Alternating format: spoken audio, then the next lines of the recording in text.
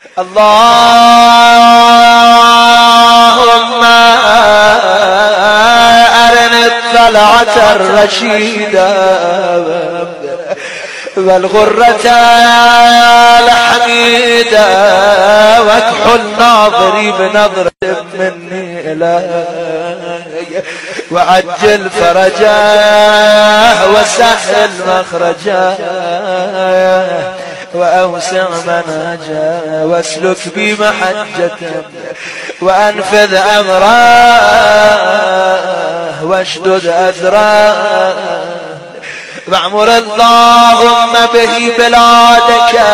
وأحي به عبادك فإنك قلت وقولك الحق ظهر الفساد في البر والبحر بما كسبت أيدي الناس فأظهر اللهم لنا وليك وابن بنت نبيك المسمى باسم رسولك